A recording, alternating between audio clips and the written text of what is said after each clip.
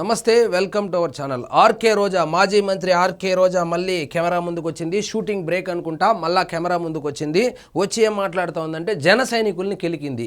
ఈమె వచ్చి ఏదో ఒకటి అంటుంది, వాళ్ళు ఏదో ఒకటి అంటారు. నా పిల్లల్ని అన్నారు, మా ఆయన్ని అన్నారు, మా కూతురుని అన్నారు, మా కొడుకుని అన్నారు అని చెప్పిందని నంగేడుపులు ఏడుస్తుంది. అంటే అడుసు తొక్కనేలా కాలు కడగనేలా అని ఒక సామెత ఉంది రోజా గారు. అది మీకు వర్తించదా? అసలు నువ్వు మాత్రం నోటికి వచ్చినట్లు వాళ్ళని జెండా కూలీలు అనొచ్చు. అసలు వాళ్ళన్నా ఇప్పుడు పిల్లోళ్ళు, నువ్వు సీనియర్ మోస్ట్ జెండా కూలీ ఎవరైనా ఉంటే నువ్వే సీనియర్ మోస్ట్ జెండా కూలీ.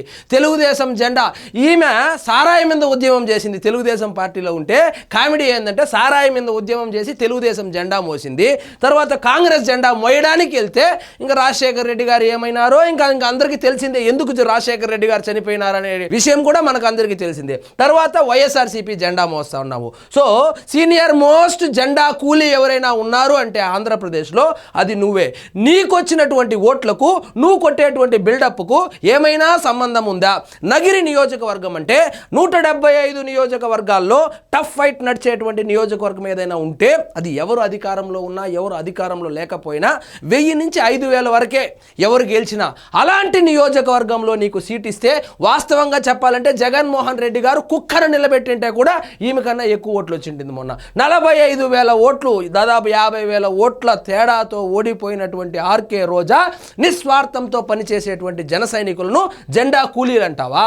సో వాస్తవంగా ఈమెకి అక్కడ క్యాడరే లేదు. ఆ క్యాడర్ ఉన్నది ఎవరికంటే ఆ ఎంపీపీలుగా ఉన్నారు. ఇప్పుడు ఆ చక్రపాణి రెడ్డి ఇంకా ఏదో పొజిషన్లో ఉన్న శ్రీశైలం ఏదో చేశాడు. ఆమె ఒక లేడీ, ఒక ఆమె ఉంది, ఆమె పేరు మర్చిపోయినాను.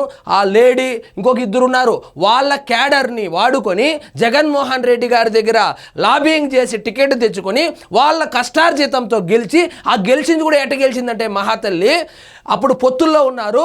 బీఎస్పీ జనసేన పొత్తుల్లో ఉంటే బీఎస్పీ అభ్యర్థి చీల్చేసినటువంటి 2000 ఓట్లతో గెలిచినటువంటి ఈమె పెద్ద ఇందిరాగాంధీ లాగా, ఒక జయలలిత లాగా, ఒక హరీష్ రావు లాగా, ఒక గంటా శ్రీనివాసరావు లాగా ఏమో ఒక 90,000 లక్ష మెజారిటీతో గెలిచినట్టు సర్వం ఆంధ్రప్రదేశ్ రాజకీయాలు మొత్తం సర్వం తెలిసిపోయినట్లు ఏదో ఒక బకోడా ఛానల్కు ఇంటర్వ్యూ ఇస్తూ ఈమె వచ్చిందని బిల్డప్ ఇస్తోంది. సో ఏం మాట్లాడుతోందో ఒకసారి ఇందాముండండి. డిప్యూటీ సీఎం అవసరమైతే హోమ్ మినిస్టర్ తీసుకుంటారు మా నాయకుడు అని పవన్ కళ్యాణ్. ఆ నవ్వు చూడు. నీకు వచ్చినటువంటి ఓట్లకు వాస్తవంగా అయితే కనుక ఉప్పు కారం తినేవాళ్ళు ఎవరైనా ఉంటే ప్రెస్ ముందుకు రారు. కానీ నువ్వు వస్తూ ఉన్నావంటే ఎప్పుడో నెలకో 2 నెలలకో ఒకసారి వస్తూ ఉన్నావంటే ఒకసారి ఆత్మ పరిశీలన చేసుకో. నగిరి నియోజకవర్గంలో 50,000 ఓట్లతో ఓడిపోవడం ఏందండి? జనసేన నాయకులు చెప్తూ ఉన్నారు అంత సిగ్గులేని జెండా మోసే సిగ్గు లేకపోవడం గురించి ఈమె చెప్పాలా. రాష్ట్రంలో సిగ్గు లేకపోవడం గురించి రోజా గారు చెప్తే కామెడీగా ఉంది. సో సిగ్గు లేకుండా నువ్వు వచ్చి ప్రెస్ మీట్ పెట్టి 50,000 ఓట్ల తేడాతో ఓడిపోయినటువంటి నువ్వు వచ్చి ప్రెస్ మీట్ పెడతా అంటే ముందు నువ్వు సిగ్గు తెచ్చుకో. జన సైనికులు నిస్వార్థంతో పనిచేస్తారు. నువ్వు వచ్చి కారు దిగితే, నగిరిలో కారు దిగితే కనీసం మీ డ్రైవర్ కూడా వచ్చి నీకు డోర్ తీయడు. 4-5 మంది కూడా నిన్ను చూసేదానికి రారు. నువ్వు వచ్చి నిస్వార్థంగా రూపాయి కూడా ఆశించకుండా పనిచేసేటువంటి జన సైనికుల్ని జెండా కూలీలు అంటావా? కాబట్టి నోరు జాగ్రత్తగా పెట్టుకోవాలా. నువ్వు 50,000 ఓట్ల తేడాతో ఎందుకు ఓడిపోయా అనుకున్నావు? నోటి దూల వల్ల ఓడిపోయావు. ఈ నోటి దూల వల్లనే నీలాంటి వాళ్ళు ఒక 12 మంది ఉన్నారు. వాడెవడో గ్రేట్ ఆంధ్ర వాడు రాశాడు మొన్న, 12 మంది ఉన్నారు. క్రికెట్ టీము లాగా ఒక 11 మందో 12 మందో ఉన్నారు. ఈ 12 గ్రహాల వల్లనే జగన్మోహన్ రెడ్డి గారు పాపము ఇంత ఘోరాతి ఘోరంగా అయితే ఓడిపోవలసింది కాదు. కానీ ఇలాంటి గ్రహాలు పక్కన చేరి నోటి దూల ప్రదర్శించి నోటికొచ్చినట్లు మాట్లాడి అధికారం మదమెక్కి ఈమె మన లేడీ కార్డు వాడుతుంది. నేను ఆ మహిళని, మహిళలాగా ఉండాలా. మహిళ ఎట్లాంటి మాటలు, జెండా కూలీలని ఎట్లా అంటావు? నువ్వే సీనియర్ మోస్ట్ జెండా కూలీవి. నువ్వు వచ్చి ఇంకొకరిని దొంగ అన్నట్లుంది. కాబట్టి సీనియర్ మోస్ట్ జెండా కూలీ ఎవరన్నా ఉన్నారంటే అది తమరే మేడం. సో ఈమెంటుంది పవన్ కళ్యాణ్ గారు ఏం చేశారని. పవన్ కళ్యాణ్ గారు డిప్యూటీ సీఎంగా ఏం చేశాడు, పిఠాపురానికి ఏం చేశాడు, అటవీ శాఖ మంత్రిగా ఏం చేశాడు, పంచాయతీ రాజ్ శాఖ మంత్రిగా ఏం చేశాడని ఒక 100 వీడియోలు చేసింటా. నా ఛానల్ ఛానల్ సబ్స్క్రైబ్ చేసుకో, దాని బెల్ బటన్ నొక్కి పెట్టుకో, రోజు వస్తుంది అప్డేట్స్, చూసుకో ఆయన ఏం చేసినాడు అనేది వస్తుంది. నువ్వేం చేసినావు నగిరికి? నువ్వు ఎందుకంత ఘోరంగా ఓడిపోయావు? తిరుమలలో నీ మీద ఉన్నటువంటి ఆరోపణల జోలికి కూడా నేను వెళ్ళదలుచుకోలేదు, ఎందుకంటే అది ప్రూవ్ కాలేదు కాబట్టి అది నేను మాట్లాడదలుచుకోలేదు. నువ్వు ఎన్నిసార్లు తిరుమలకి వెళ్ళినావో అన్నిసార్లు కూడా నియోజకవర్గానికి రాని నువ్వు జనసేన పార్టీ గురించి, జన సైనికుల గురించి అదేంది ప్యాకేజీ తీసుకున్నా అంట. ప్యాకేజే తీసుకొని ఉంటే నువ్వు మంత్రిగా చేసినావు, అప్పుడు ఏం చేస్తున్నావు? మీ అన్న ఎంపీకి కట్టలు కడతా ఉన్నాడు, అప్పుడు పట్టుకొని జైల్లో వేయచ్చు కదా. మీ అన్న ముఖ్యమంత్రిగా ఉన్నాడు కదా, 5 సంవత్సరాలు గుడ్డి గాడిదికి ఏమైనా పళ్ళు తోముతా ఉన్నాడా? ఇట్లా ప్యాకేజీ అంటే కదా మొత్తం ఊడదీసి కొట్టి ఆయన్ని బెంగళూరుకి తరిమేసింది. కాబట్టి ఈ నోటి దూల ఏదైతే ఉందో తగ్గించుకోకపోతే అసలు నీకు సీట్ రాదంటా ఉన్నారు. ఎందుకు చెప్తాను చూడండి.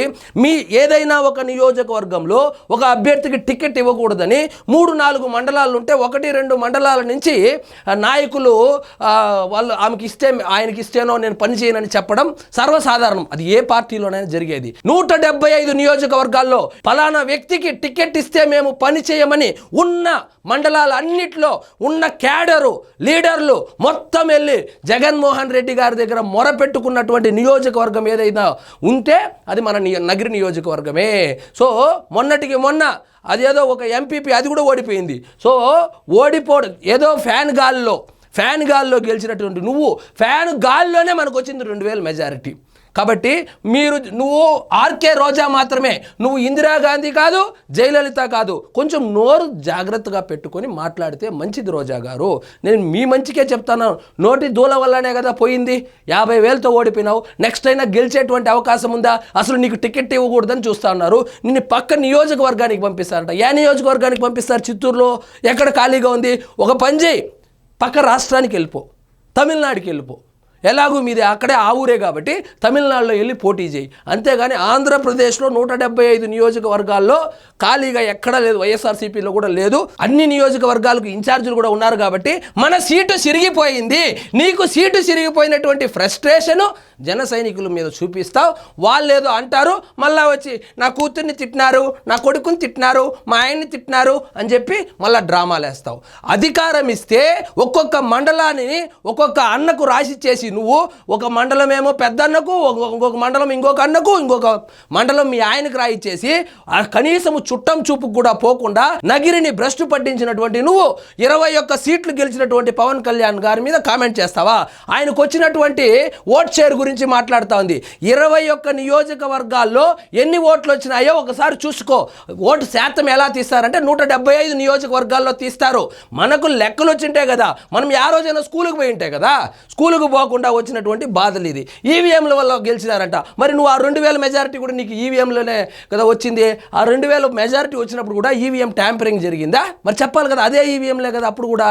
సో ఈవీఎంల వల్లనే జగన్మోహన్ రెడ్డి గారికి 151 వచ్చిందా? కాబట్టి వాళ్ళెవరో న్యూస్ అడుగుతా ఉండారని మనకు నోటికి వచ్చింది మాట్లాడితే అదేదో న్యూటన్స్ థర్డ్ లా ప్రకారము every action there will be A opposite reaction. అంటే నువ్వు మాట్లాడతావు, వాళ్ళు మాట్లాడతావు, మళ్ళీ ఏడుపులు పెడబొబ్బులు. కాబట్టి మనకు సీటు సించేశారు, నగిరిలో నీకు టికెట్ ఇవ్వరు. కావాలంటే వైఎస్ఆర్సీపీ వాళ్ళు ఈ வீடியோ டவுன்லோட் చేసి పెట్టుకోండి. மேடம்க்கு டிக்கெட் இல்லை, தமிழில் சொல்கிறேன் பாரு, நகிரில் உங்களுக்கு டிக்கெட்டு கொடுக்க மாட்டாங்க, ஒரே ஒரு வேலை பண்ணுங்க, நீங்கள் தமிழ்நாடு போயிடுங்க, அங்கே விஜய் பார்ட்டி வச்சிருக்கிறாரு, அதில் போயிடுங்க. இல்லைன்னா பெத்திரெட்டி ராமச்சந்திரா ரெட்டி சார் என்ன சொல்கிறாங்களன்னா உங்களுக்கு டிக்கெட்டு கொடுக்கக்கூடாது அப்படின்னு சொல்கிறாங்க. அதனால நீங்கள் தமிழ்நாடு పోయిడింగ, ఇంక వేళ కావాలి. సో ఇదండి ఈరోజు మన టాపిక్. మీకు ఈ వీడియో నచ్చినట్లయితే లైక్ చేయండి, షేర్ చేయండి, ఛానల్ మాత్రం సబ్స్క్రైబ్ చేసుకోవడం మర్చిపోవద్దు.